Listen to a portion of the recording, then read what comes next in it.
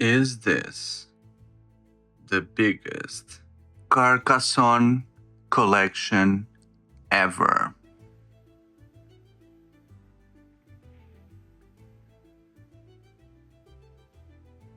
This is the video dedicated to Carcassonne, the base game, but through the edition that I have, which is Carcassonne Plus. I know there are many of these big boxes. This is mine, with the one that has this blue background and includes already plenty of expansions. It says here in another language 11 expansions. We can see the symbols from all these expansions, and we can also see some image, which I also believe that these were, if there were some boxes for these expansions in the past, this was the artwork for at least the big ones. Okay. So this was my entry point in Carcassonne. I can tell you up front that Carcassonne is one of my favorite games of all the time. And the reason for that is because I find it super peaceful playing it, especially, and I leave the recommendation for everyone listening, if you play using Melodice, you search for Carcassonne and you put the playlist there, it's all medieval music and creates such a peaceful and enjoying environment that I love to play Carcassonne. It's a way to remove stress from my life is through this game. So I'm very proud today to be able to bring the base game and in the following videos, all the things that you've seen in the introduction, because Carcassonne deserves it. So other things in advance. Because I have so many content for Carcassonne, it was difficult for me to store everything around. So I'm storing like a lot into this box. But today I'm just showing you what comes inside. And you can see it's very empty. It doesn't look like it's a normal box. But you can have an idea of what comes inside. And it included also an insert, which I trashed it in order to keep everything. And more things from the outside, from other editions. So this would be the insert that you would find inside, where there were places for you to put all the expansions, etc. Looks really nice, but that's not what I'm going to show you, because what I have is this. So the board for you to count the scores, manual, and then I'm keeping the expansion separated into these plastic bags, and I write the name of the expansion in order not to lose myself, and to store the base game tiles. I have these takeaway boxes, which I keep, and I store everything here, and I just need to take them out and start deploying on the table. That's it. So the manual then, and let me show you the manual. It's named as Carcassonne Plus and includes the explanation for all the expansions. I'm going to take you through every expansion that comes with this edition, explain to you the rules and how to play Carcassonne after showing you this manual. So it's very easy to navigate, works very well. The expansions are identified by these separators and you can just pick the one you want. This is a component list for you to know which ones come through in this expansion or this box. The game comes with 6 different colors, so you can play with 6 players, okay? There's also some rules online for solo playing. I never tried, so I don't know what to say. But I also got, and this is interesting, because you can get out there, you can get this piece of stickers. I got it from De Veer, thank you De Veer in Portugal, which comes with stickers for all the meeples that are relevant in this expansion. And I have some leftover, which I didn't know where to put them.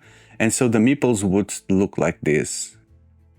And you have the backs and the fronts of each meeple, or the 2 sides of each meeple.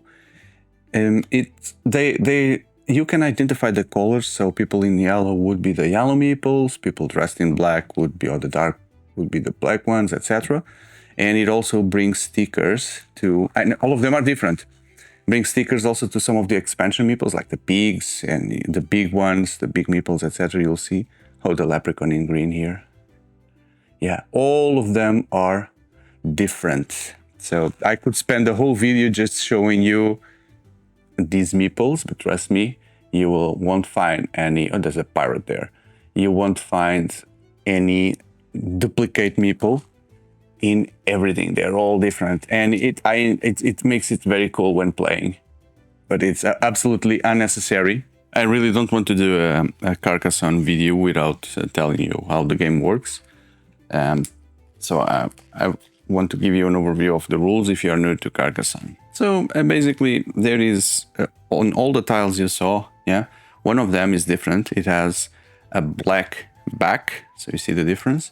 All of them are this, gray mostly, and the starting tile has inverted colors, starts with more dark. So this is a starting tile that starts on the table, and you also have your meeples with you, but one of them, you need to choose one. One of them goes in into the scoring, stays there. It won't be used to play, okay?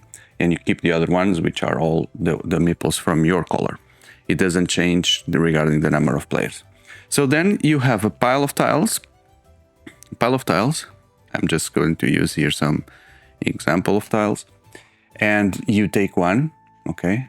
And then you need to place the one that you took somewhere, okay? And the rules of placing is that you need to be logically placing, considering all the tiles that exist out there. So in the beginning, there's only one possible road for you to connect or one city for you to start. So in this one, I could not put here because the road doesn't continue.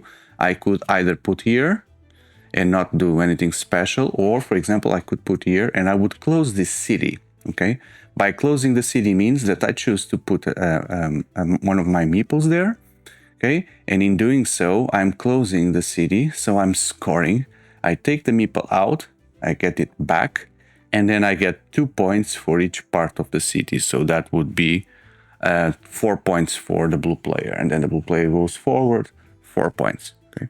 Another scenario could be I put it here, but I don't close, but I put my meeple here, and then I would be starting a new city already with the meeple there.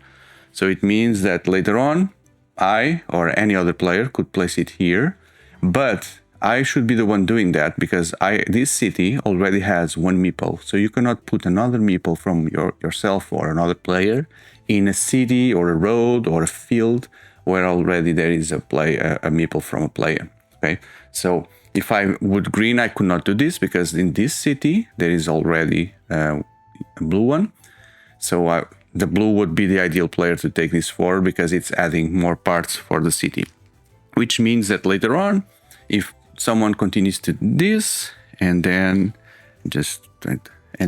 something else reputs it like this, so this new city is closed for the blue player. The blue player gets the meeple back to be able to use it somewhere else in the future, and then he scores 2, 4, 6, 8, and because there was a shield symbol on the city, for each shield symbol is 2 more points. So this city would be worth 10 points for the blue player. So that's how cities work. And then you can also start roads and put your meeple on the road there. So this road can only have one meeple again. You cannot put meeples from other players. And then later on, if you're able to forget about this, no, I'm gonna do it properly. So let's see if I can do that. Yeah, I could do this. But I'm not closing this road. Okay, let's try this one. I could close the road here on this side because this is a crossroad. It ends this road. And then you never get the piece that you want during video. Okay, I could put another crossroad here, and that means this road closes for the blue player that was already in, and he gets 1, 2, 3, 4 points only and gets the meeple back. So roads are only worth 1 point and cities are worth 2 points. In theory, you should invest more on cities. That gives you more points. Okay. Another strategic thing that you can do, it's not easy, but you see this city here is independent from this city that is starting to build here. So if blue was here, green could try to put this tile here and put his meeple here, okay? So he is building an independent city from this one. But later on, with some luck, the green one could try to do like this, and then this, which means that these two cities, which were independent until here, they become connected, okay? So in this situation, you see who player has more meeples because they are tied, so they both share the points. So it's not only to isolate your constructions, but also try to see if you could in some way put yourself connected with someone that is building already a very big and visible structure, which you could also benefit from that. It's difficult to do, but could be a way for you to, with minimal effort, get lots of points or leverage on the constructions being done by others. Cities, you could do that better than roads, but that's it, okay? Then there is another type of building, which are the monasteries, okay? So the monastery, I'm trying to put the monastery here in a way that could make sense. Let's try to put it here. Okay, moving the camera a bit back. So the monasteries, when you place a monastery, it needs to be a valid placement, right? And then if you decide to put the meeple there, it stays there until all the 8 tiles around it, 1, 2, 3, 4, 6, 7, 8, 9. Okay, so where did I find my math? So this one is 1, it's 1, 2, 3, 4, 5, 6, 7, 8. Okay, I need to watch Sesame Street more often. So this is the 9th tile. When all these 8 tiles around are filled, you close the monastery, you take your meeple back, and then you score 9 points. Okay, so it's a big point, a big amount of points. You can fill it legally, and the problem is it always stays there until you are able to finish it. If not, you can never take it back like any other structure. Okay. And there's one final thing, which is the most difficult to teach. The game even suggests that for first plays, you don't consider that 4th type of scoring, but for the purpose of this video, I'm gonna teach you how to do that, because it really stands out and makes a difference when playing with advanced players, which are the fields. Okay, so imagine, let me see an example here that could make sense. Imagine that blue was already here building this road, right? And you get this tile, okay, as the green player here. So what you could do is you could put this tile here. It will be helping here, closing, etc. But then you place your meeple not on the roads that your tile is giving, or the cities or monasteries, wherever, but you put your meeple laying down on the field, and that means that this meeple is controlling the field that is bordered by all the structures. So this, in this case, for the scenario that we have here, there's a field here that goes around here, and this meeple is controlling that. So the problem with the fields is that until the end of the game, you will never get this meeple back. So you cannot start investing on fields in the beginning of the game. It needs to be a late game thing, but you also need to see the timing, because once you place it, no other player could come and place here, or if he placed, doesn't make sense. So I don't have any structure here that could help. Oh, there's one here, yes. So imagine that I place here, I cannot put it here because this field is already occupied with my green player, okay? So the reason why the fields are that important is because in the end of the game, fields tend to become huge. And so each complete city that your field has will give you 3 points for each. Okay, so in the end, this could go for 12, 15, 20 points extra, because everyone will be completing tiles. And if you are the first to see where is the perfect spot for you to leave your meeple and block anyone else, you will be scoring a lot and not giving the chance for others to do that. But be careful, like I explained with the other structures. I could, as a blue player, I could place this thing here, okay, the city is completed, could be mine as well, and then I place my meeple there. He is laying there on that field, you see? But it's an independent field because it's not connected with this one. Then later on, as a blue player, I place this meeple here, and I could go for the road or I could go for the city. But what happens is that this field becomes connected with this field here.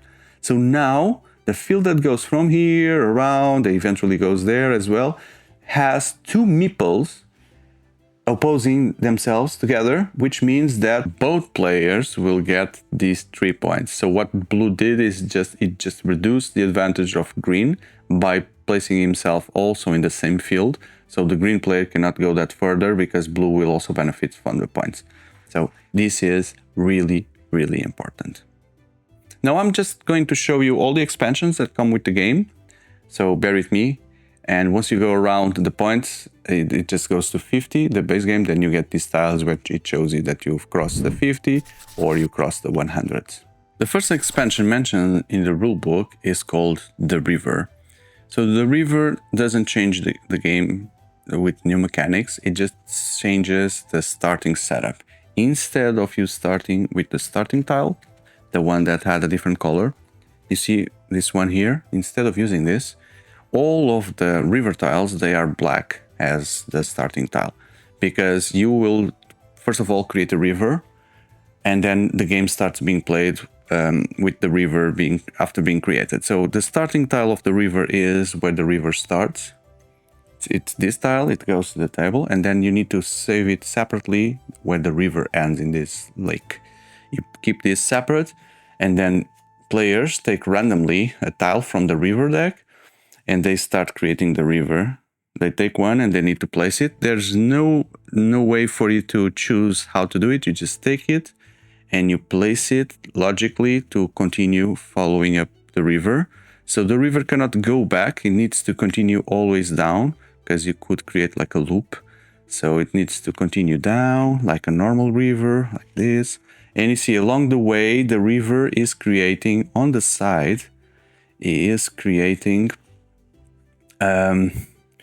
oh, this one is could not be done that. Okay. So this one has the road there. So I guess that I would need to do something separately. It cannot turn back. I did a mistake. It could not turn back here, because that would create problems like the one just created. Okay, it needs to continue in a different direction. And then this, so it's coming out of camera now, which is incredible. I'll turn the river back. Turn the river like this, okay. And then there's another road that needs to be careful, and then the river ends here. You see, yeah.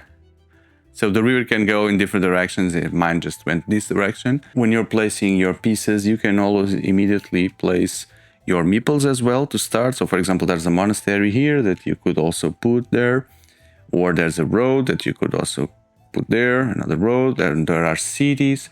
So this is a setup, but the game immediately starts, and you can start investing your meeples directly on the tiles that you are placing. Then when this is done, you get the remaining pieces, and then you start playing. Okay. So this will add all these pieces to the base game. The game takes a bit longer. You don't need to take pieces out to set up the river as a starting point, but it's a different way to start, and it looks very beautiful on your city when you have this river. I really like the way it looks. But building becomes more complicated, because now you don't expand organically. You are a bit fixed with this structure. So yeah, you need to find a way to place a road that makes sense there or there. The cities need to start here, or you just start something different. But at least there's already pulling the attention for cities on that setup. The next expansion is the Abbot. So the Abbot is just this extra meeple that every player has, each player has one. Okay, it looks different from a normal meeple. You see the hat for this religious figure. So the Abbot, what does is, you notice that some of the tiles from the base game, and by the way, this one is special. It's from an expansion, a mini expansion from Dosh magazine. But anyway, the base game also has tiles which has gardens. They have gardens. So the Abbot is a special piece that you could place it on monasteries or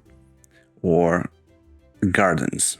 Okay, and when placed in any of these, in each of these, it works like a normal monk, which is you will be scoring when you close all the 8 pieces around. You take it back and you score. So the Abbot also gives you a chance to do that kind of magic on gardens, which normally you could not do with just the base game.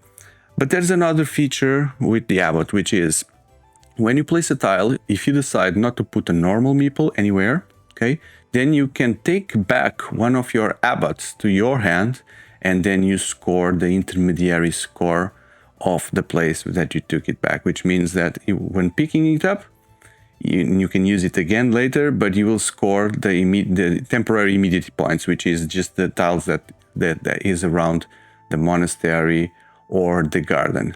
By the way, I didn't mention that when explaining the base game, but if you leave incomplete structures, incomplete roads, cities, monasteries for the end of the game, those count 1 for each space, 1 for each part of the city incomplete, and including the shields, and 1 for each type of road, incomplete road. Okay, so what the Abbot does is that you trigger that immediately in the middle of the game. So imagine that you have a monastery that has like just one piece left. No one is going to close that, even you. So you take it out, you score that, and you can use the meeple later on for another thing. So these would only go into monasteries or gardens, nowhere else. The next expansion is called Hostels and Cathedrals, and it comes with 2 types of components. It brings new tiles, and the difference with these tiles is that it adds the cathedral tiles as well as the hostel tiles, which are these little houses that have a lake next to a road.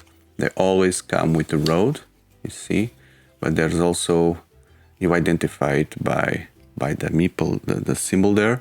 This one is just a normal one, there's no difference. So it also has normal tile, regular tiles, another cathedral, this special city tile that could create chaotic versions. There's also a monastery. There's another hostel with the river. With the lake. They look very well. Another one there. Okay.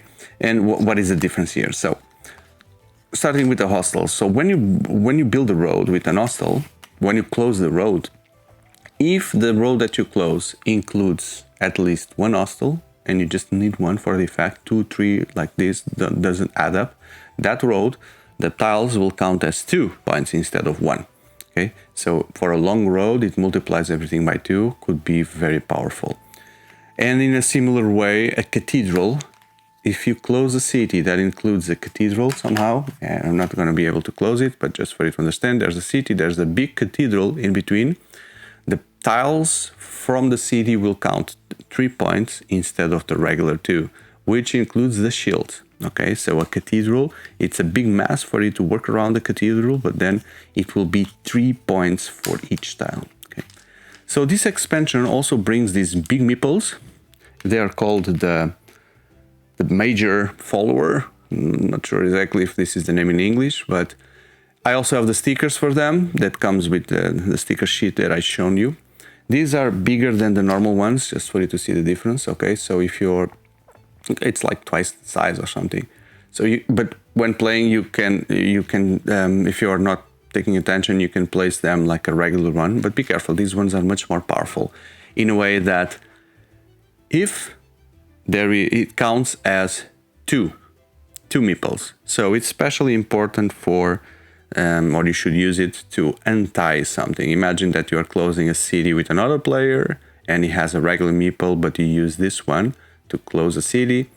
This counts as 2, so you win. The other player gets nothing. If you are, this can go against 2 and tie, or especially when looking for fields in the end of the game. So this meeple, if you lay down, it will count already as 2. So you will win the majority of the field count for the field counting. I believe that's where this one is most powerful, is when working on the fields. Because fields you can, once you put your meeple on a field, you never know where other meeples will come and invade the field later on. But if at least you use this one, it's already 2. So the other player will need to come up with 2 or use the big one as well, which probably it will do. Okay, that's it. Hostels and cathedrals. The next expansion is called Traders and Builders, and it brings lots of content and components just on this expansion. So you have new tiles, that includes the symbol here. You also have new meeples, which are the pigs. And I also have the the stickers, so look at that, it's so funny. The clown pig, the blue pig is regular one, pink pigs, okay, the flower pigs, etc. And it also has the builder meeples, which looks like, I don't know what this looks like. It doesn't have I don't have the stickers to see what they really look like. And connected with the tiles, you have also these tokens, which represent some supplies that you can get. The different thing here is, so you see the tokens, they are CD tokens, all of them. No, not all of them. You see, some of them will just... Oh, sorry, there are two types. So when you have a city token, let's start with the city tokens. The city tokens, when you build a city, you get these things here. When the city is finished, you get the supply tokens according to the symbols. The number of times this symbol appears or other symbols, you get these tokens. And you collect them in front of you, like this. So in the end of the game, when the game ends, the player, and there are only three types. It's grain, cloth, and these barrels. I don't know what is inside these barrels. It's wine, grain, and cloth. So in the end of the game, then the player that has the most of these symbols gets 10 extra points. Most wine 10, most of this is 10 points, and the one that has a majority of grain is also 10 points. If you get tied with another player, both will get the 10 points. So it's another good way to score and an incentive to build cities, because you can only gain those from the cities. But this expansion also has a few of, and I'm trying to look for more, a few, which seems to be like just two.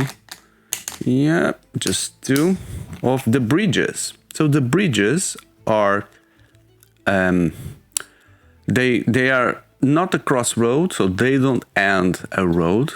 They just, it's a road that could intersect with another road, okay? It's a different mechanic here in the middle. The other component of this expansion is the builder, okay? The builder is quite tricky. You need to be careful with the builder because it could give you lots and lots of points. So basically, the builder, you need first of all to start, it only works on cities or roads, right? So for example, imagine that I have here on this road already a green meeple, okay? And then later on, I add here this tile, and I decide instead of doing anything else, in the same road, I put the builder, okay? I can put the builder there.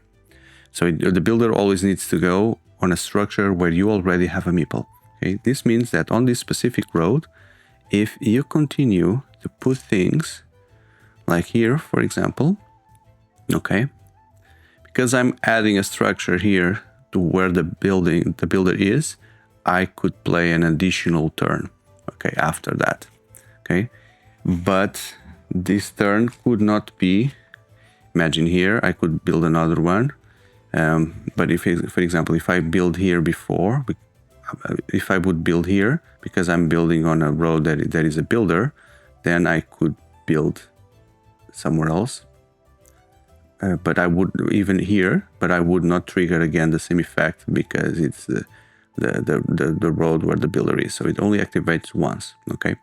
But if you do something like this, okay, I build it here, I'm building where the builder is, so I have another turn. After this one, I complete this turn because I'm completing a road, I'm taking everything out, okay? I could be doing something like when placing this, I would place here, for example, then I finish the turn. Then on my second turn, I could put here, like this, and include my builder, which means that any other tile that I include where the builder is, I would get another action, okay? So you can have multiple actions, but you cannot chain them. So if I put this one here, for example, I could get another action, okay? But I could not, in a later turn, if I put it here again, I can get another action, but I cannot chain. So I cannot build like the CD only one turn by chaining all these actions because of the builder, okay? The game foresees that. So you can only build and get the extra action once per turn, but you can build in the same place, but you don't get the extra action. So the builder could be really quite powerful. Last but not least are the pigs expansion. So, sorry, I'm just mixing builders with pigs here. The pigs work similar to other things that we've seen before, but in this case is for the fields. So when you're placing a meeple, if you have a field already with a meeple, okay, it means that later on you can add a pig to the same field, okay, like this. Pigs only go to fields, and in the end of the game, the field where the pig is, it, instead of the 3 points for completed city, it gives you 4 points for each completed city. So it forces you to have a strategy here, really looking at the fields in order to leverage on the pigs, because otherwise it's useless. But it doesn't change in terms of majorities, right? You still need to count with the majority. It's meeples against meeples, and the pig just multiplies. So if you tie with another player and you have the pig there, and the other player doesn't have the pig, you will score 4 points, and the other player also scores, but just at 3 points. So pigs are independent and they belong to players. You own the pig, so only you benefit from your own pig if you have it on the field. The next expansion is called the Flying Machines, and this is a funny one because it really changed how the game works. Because, you know, once you place a meeple somewhere, you know it's yours. It's could be very difficult for someone else to get in unless they sabotage by placing it in adjacent fields, adjacent roads, and then adjacent cities, and then later on connect. But with the flying machines change that, because you see, all the tiles, they include a flying machine with some kind of a direction. They could be like diagonally or orthogonally, and you use the flying machines to invade places or structures where the other players are, or at least try to. For example, let me see. So imagine that I get, let me see, a good example here. So you are also stuck randomly with what you can get, right? So I'm trying to see if there is a good one here. This one could be a good example. Okay, so imagine that I put mine here. No, this one doesn't work. Now, this one could be funnier. So imagine that you put a flying machine. The flying machine is pointed towards that, and I'm the green player. So basically what I want to do is, imagine there's also already, let me see. So there's a pink player here, and there's a blue player here. Then what I'm trying to do is I'm trying to go there where those guys already are. Okay, and in that sense, what I want to do is to throw this dice that has 1, 2, and 3. So it has 2 1s, 2 2s, and 2 3s, and these represent the tiles that you can fly over. So I throw the dice and I get a 2. So it would be then something like 1 in this direction, 1, 2. I could land either on the same road, or I could land here because it's the same tile. If I get a 3, if I get 1, it would also only land here, or I could land somewhere else. But if I get a 3, I would land here, which it would mean the same city. So I'm disrupting the majority there, and I'm putting myself there as well to count for those points. So imagine that that city is already huge. There's only one tile left for it to close. I jump myself into that, and I'm also part of that calculation based on luck here, based on the proper orientation of the flying machine tiles. And voila, I just I'm just sharing or getting the same points as that player, which was thinking that he could only get for himself. It's also important to notice that you cannot steal fields with this mechanic here. So if I was trying to aim for the field there and I get a 2, I could not land here. So that would be a huge disruptor of the field mechanic. Or if, for example, I'm doing this, that's not a good option because of the road. So I'm also aiming to this city and I hope for a 1, but I get a 2 or a 3. That means that I go 1, 2, 3. There's nothing there for me to land. There's no Carcassonne there. I get the meeple back and I just lose my play. And that's it, because once you try to use the flying machine, you forfeit the opportunity to place it on the field or on a road there, or city or whatever, and you're just deciding to use the meeple to do the flying part. So if you fail, there's nothing else you can do, just lose the opportunity to place it somewhere else here. Okay, so be careful. Messengers. So be careful with the messengers because it really works differently. The message comes with a pile of messages and with five or six of these different meeples, which are the messengers. They are smaller than usual. As you can see, I don't have stickers for them. I don't know what that represents, but that's the look of a messenger. Okay, and the messenger meeples, they go into the points with the normal point meeples, so every player will have two. And then when you score points, you move forward either the messenger or the normal one, and you move so if you get 4 points, you move 4 with messenger or 4 with the normal one. You cannot split. Okay, and the thing with the messages is, once any of your figures lands on a multiple of 5, which could be 0, which are the dark areas, you see 0, 5, etc. When that happens, then the player draws a card from this pile and see the message that is on the other side. So these are scoring mechanisms that will happen immediately. You score by a certain criteria, or if this isn't working for you, you can always get the points that you see here. It's important for you to understand that in the end of the game, you will sum the points that you have accumulated with the normal meeple as well as the points that you have accumulated with the messenger. So the scores will be lower than normal, the total score, but then you need to sum this one with this one. So in this scenario, in the end of the game, I would have 8 points, 5 plus 3. So you don't need to think which one am I going to move because of losing points, but it's irrelevant. You will sum both. So you just need to move the one that will land on a message for you to score the points here. And let me show you the kind of things that you can have. So two points for each symbol you have. And this is important. And it's these symbols, the points, you get them in a city where you have at least a knight. Okay, you don't have to have the majority in this case, right? You just need to have immediately when this happens a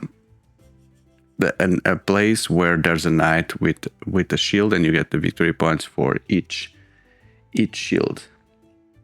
Okay, if the city is complete, you don't get it, right? Because you already remove the knight from that, or the meeple from that city. So this only scores from that specific situation. Here, this one is, you get, let me see, you are able to take one of your meeples from the place where he is, and you get those messages, those points, like in the end of the game. But the points are the normal points. No, it's not. No, it's like the end of the game. It's just 1 point. You get it as just 1 point. 2 points for each meeple on a city. This one is oh, you take another piece from the pile of pieces, and you can place it. So you have like a second play, or if you don't want, you can have the 2 points. Okay, this one allows you to score a monastery. You score it. This allows you to score a city, your smallest city, and this is the smallest monastery. This one is the smallest road. Okay. You don't take the follower, they stay there, right? And this one is, you get 2 points for each farmer that you already have, and they also stay there. So this one, if it comes early, could be a mess because you may not have farmers yet. Next expansion is the Boats Expansion. The Boats Expansion comes with tiles that include roads, and there's a lake in the middle of like an intersection of these roads, but it the lake doesn't close the road. Okay, the lake is part of the road. If you have a few of them, some of them even with 4 connections or 4 roads, and also comes with these 8 wooden rectangles which are considered the boats. Okay, the way it works is simple. So when you play a tile with a lake, you invest on the road there, then you continue the road by placing a boat in this direction you see here. So this means that the road now is continuously going there. But the thing with the boats is that later on, if another player, for example, places it here and is continuing this road, okay, by placing a meeple there, he could then turn the boat in this direction. So that road stops and there's another road starting there, which means that once this tile is placed, the road is closed here on this side. I score, the pink one scores these points. But if you, at the same time, if the other player, let me just find here, if the green player places this or someone else places this at this current stage, that means that the road where the green player is also closes, because there's a starting point and there's the end point when the boat is connected here. So the green player is also forced to score and take the meeple out. Okay, so this changes the dynamic on how the roads work. Next are the Goldmines expansion. The Goldmines brings new tiles that include this symbol here. You can see there's a gold bar in all of them, okay, as you can see, and it also includes these gold bar meeples, wooden tokens. So the logic here is that once you close a structure on tiles that includes the gold bar, so the game will include the gold bar there, and if someone closes this road, then the player takes this gold and it stays there with him for the end of the game. If someone closes this road or this city and there's still a gold bar there, that player takes it. In case of a tie, players share the gold bars.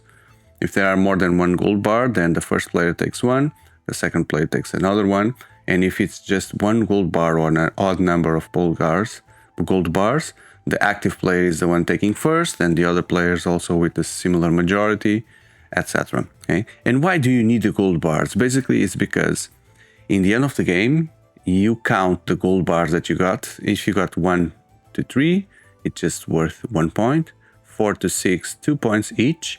7 to 9, 3 points each. And then 10 plus 4 points each. So it's a race, it's a gold rush, because, you know, there will be these extra points in the end of the game by just getting those gold bars. So why not? Why leave them waiting for someone else to collect?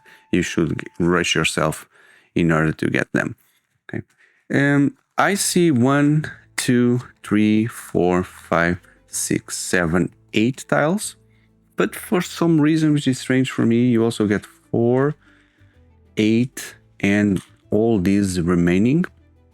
And the math here is also plus 10. The reason why you have twice the number of gold bars, you only have 8 here and 16 gold bars, it's because when you place a gold bar tile, you place not only a gold bar in the tile, but also you choose one of the adjacent tiles, which also includes diagonal, and you also put a gold bar on one of those. Yeah, so that's why you have all this gold available to run for it. Next expansion is the Wizard and the Witch. So I don't know which one is. So yeah, the Wizard is the tallest and the Witch is the smallest. Okay, and it also comes with these tiles that include the symbol here. See the representation of the hat. And basically what this does is you mix these tiles with the base game, and then once a player takes one of these out, he places using the normal rules. He also is able to place a meeple, and then he decides if he wants to bring the Wizard or the Witch and place it. Okay. So one of them is good for you, the other one is bad for you or bad for the other players. So the wizard, for example, if you place it in a tile, in a structure that once it's closed, you get 1 extra point for each piece that is scored. So 1 extra point for each city, 1 extra point for each road, 1 extra point for the cluster, for the monastery.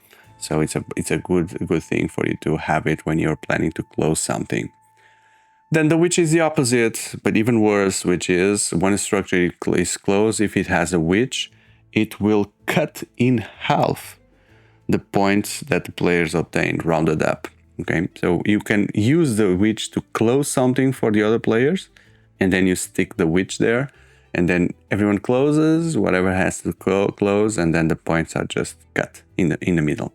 So what happens if these two are already in the board somewhere, and then you have another of these tiles and you place it? Then you can choose to pick one of those and bring it to the new tile that you placed. Okay, so they could be either already on the board or they could be outside. There's another way for them to be outside the board is if you use it to, if a structure is closed, regardless of which of them, if a structure is closed, then these guys, they do their effect, the multiplier or the cutting in half, and they leave the board as well once they do the effect. So they could also be outside because of that. The next expansions are the bandits. The bandits come with these 6 meeples. I don't have stickers for them, but you see they have like this hat. They look like bandits. Okay. And there's also a few tiles that have the symbol, the back symbol and the knife. And you see the bandits there. No, just that one. So normally there were already tiles looking like this in the base game. No one knew what they are, but now we can say those are bandits. But the bandits come from these tiles with the bag. Okay, so what are the bandits? Although you have meeples, these meeples are used again on the scoring point. So the bandits will get you points from other players. So imagine a false situation. Blue player is there and you are red and you get the tile with the bandit icon. You place it somewhere, you do your magic with the road, the fields, etc. Then you can place your bandit, because you trigger the bandit tile. You can place your bandit in a place where there is another meeple for another player. And that's it, okay? Then what happens is, later on, if blue moves and gets, for example, 10 points, goes from 10 to 20, because you had the bandit there, you get half of the points that the player got.